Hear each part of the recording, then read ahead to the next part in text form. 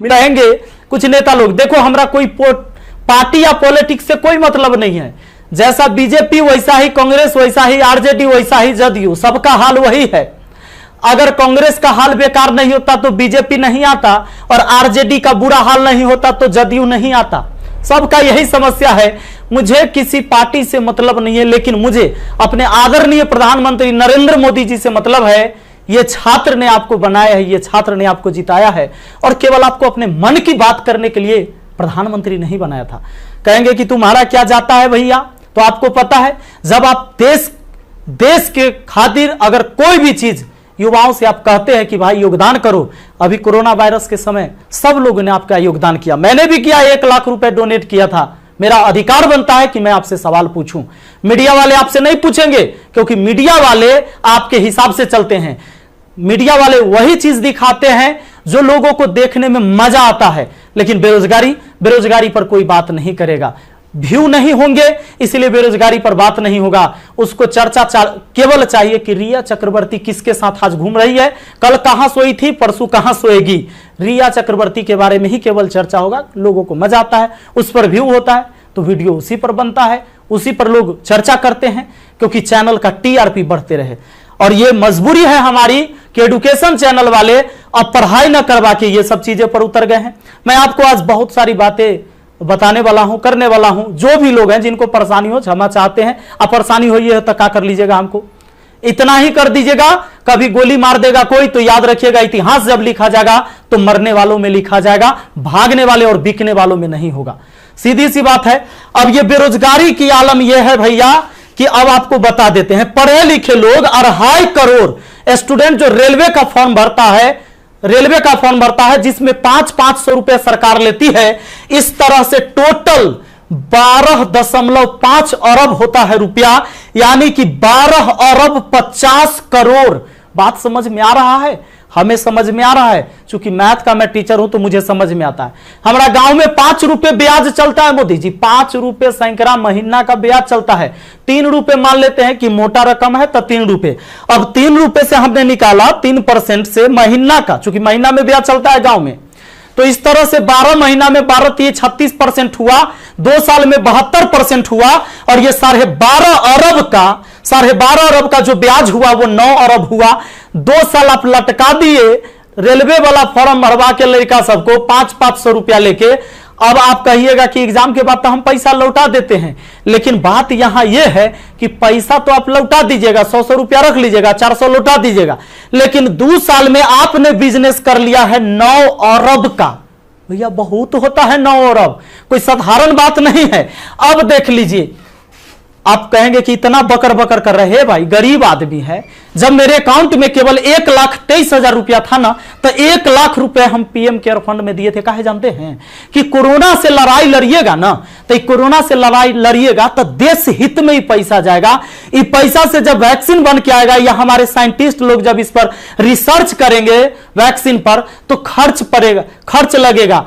तो आदमी किसके पास जो औकात था, 1 रुपया, 11 रुपया, 100 रुपया, 50 रुपया, 1 करोड़, 500 करोड़, 1000 करोड़ लोगों ने योगदान दिया, जिनसे जो हो सका। पूरा देश आपके साथ खड़ा था, आपके साथ खड़ा था। और याद रखिएगा कि यह युवा बेरोजगार रहेगा तो आपके विरुद्ध खड़ा होगा। भैया तख्ता पलट जाएगा, ये बात पक्का सुन लीजिए।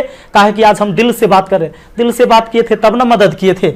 अब देख लीजिए, 30 मार्च को मैंने योगदान दिया था 1 करोड़ रुपए। हमारा तब पागलपन चढ़ल था। हम तो अपन गलती का पश्चाताप जूता से मार के करते हैं, लेकिन याद रखिएगा कि जूता उस नेता को भी पड़ेगा जो वोट मांगने आएगा हमारे यहां। याद रखिएगा, ये पूरा देश में अब बवाल होने वाला है। अगर सही टाइम से एग्जाम नहीं लीजिएगा, युवाओं को रोजगार नहीं मिलेगा, तब आपके मन की बात नहीं होगी। हमेशा ये जनता के भी मन की बात होनी चाहिए।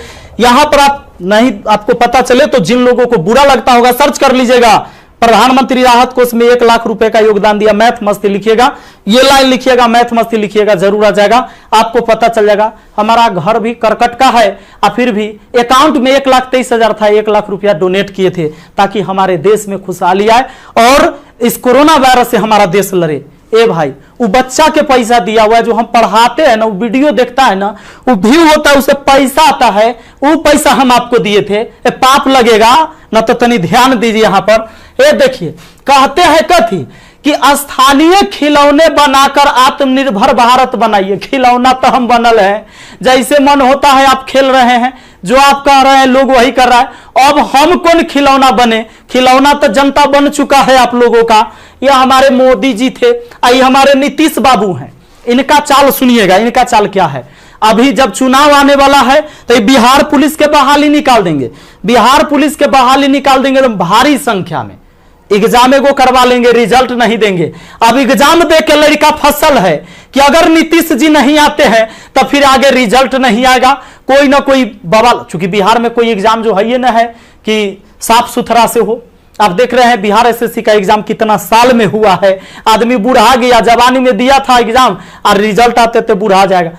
अब चूंकि बिहार में एग्जाम ऐसी होता है, तो ये क्या होगा कि रिजल्ट होगा चुनाव के बाद, मजबूरन फिर नीतीश कुमार जी को चुनेंगे। शिक्षक के बहाली आ जाएगा, बिहार पुलिस के बहाली आ जाएगा, सारे बहाली, दरोगा सबके बहाली आएगा। ये कब होगा? चुनाव के टाइम में भैया। तो नीतीश जी का जो ये था, इसमें इन्होंने कहा कि नल जल का रख रखाव करने के लिए वार्डों को 2,000 रुपया मिलेगा। हे प्रभु, ये 2,000 कहला दे रहे हैं, नल जल के दशा दिखा दें। 33,000 करोड़, 33,000 करोड़ रुपया आपने बिहार में नल जल पर खर्चा कर दिया। आज आपको असलियत हम दिखाते हैं, इस वीडियो में देखिएगा आप लोग जरूर। इस वीडियो को इतना शेयर करिएगा कि मुख्यमंत्री से लेकर प्रधानमंत्री तक पहुंचना चाहिए, बिल्कुल पहुंचना चाहिए कि हमारे जहां से हम हैं वहां की स्थिति आपको दिखा देते हैं कि नल जल का स्थिति क्या है। बेरोजगारी तो भैया आपने ऐसी पहुंचा दिया है यहां पर कि लोग अब कुछ करने लायक नहीं है। आप अगर आत्मनिर्भर बनाना था, खिलौना बनाना ही था, ये कहेला पढ़वा रहे हैं, शुरू से खिलौने बनवाते। कहेला 500 रुपया लेके फॉर्म भरवा लिए और 2 साल में 9 अरब आप ब्याज कमा लिए। प्रभु क्षमा कीजिए, प्रभु इस पर कोई उपाय कीजिए, वरना आपकी तख्ता पलट जाएगी। और सारे विद्यार्थी, जितने भी छात्र हैं, मैं आप सबसे अपील करता हूं, इस वीडियो को शेयर करिए, जितना ज्यादा शेयर हो। और सारे एजुकेशन चैनल वाले जितने भी, चूंकि आपकी मीडिया नहीं दिखाएगा, विद्यार्थी का दर्द कोई नहीं समझ पा रहा है, वो वही चीज दिखाएगा जो सरकार चाहती है। हमारे सारे भाई बंधु जितने भी वाईफाई स्टडी एग्जामपुर है, अभिनव शर्मा है, राकेश यादव सर है, जितने भी लोग हैं जो भी वीडियो बना रहे हैं बहुत अच्छा कर रहे हैं, सभी को हाथ जोड़कर तहे दिल से मैं धन्यवाद देना चाहूंगा।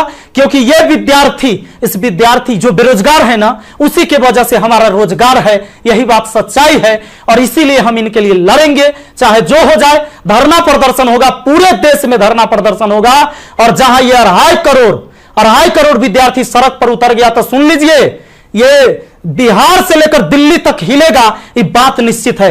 एक साथ हम हैं, सबके साथ हैं। सारे छात्र आंदोलन करने के लिए तैयार रहिए। एसएससी टाइम से एग्जाम नहीं लेती है। एक तो आप वैकेंसी ही कम निकालते हैं, अब वैकेंसी कम निकालते हैं तो जो निकालते हैं ओकर तो कम से कम एग्जाम ले लीजिए, सही से रिजल्ट ले लीजिए, सही से रिजल्ट दीजिए और एग्जाम सही से ले लीजिए, टाइम से ले लीजिए। एक शेड्यूल बना दीजिए, जैसे मैट्रिक का एग्जाम होता है, 12th का एग्जाम होता है कि इस महीने में होगा, इस महीने में रिजल्ट होगा। उसी तरह एसएससी का भी एग्जाम होना चाहिए, रेलवे का भी एग्जाम होना चाहिए।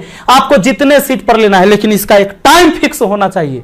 कितने इस महीने में एग्जाम होगा, इस महीने में रिजल्ट आएगा, इस महीने तक ज्वाइनिंग होगा, ताकि अंधेरे में लोग ना जिए। हे प्रभु, ये पाप लगेगा अगर इस युवाओं के साथ गरीब के बच्चा ना जनरल कंपटीशन के तैयारी करता है, आर्मी के तैयारी करता है, गरीब के बच्चा जाता है। कम से कम एकरा साथ इतना अन्याय ना कीजिए। ये पाप का घड़ा भर चुका है। मैंने अपने सर पर जूता मारा है। अगर वोट मांगने मेरे एरिया में आइएगा, हम जूता मारेंगे आप लोग को, ये बात पक्का कह देते हैं। आई वीडियो शेयर होना चाहिए। आप सबको इस बात के लिए मैं कहना चाहूंगा कि आप शेयर करिए, इस वीडियो को पहुंचाइए, जहां तक हो सके इसको पहुंचना चाहिए। और हर व्यक्ति आपसे हाथ जोड़कर विनती है कि हल्ला बोल ये नारा लगाइए और सब लोग पहुंचाइए, सब लोग वीडियो बनाइए, जितने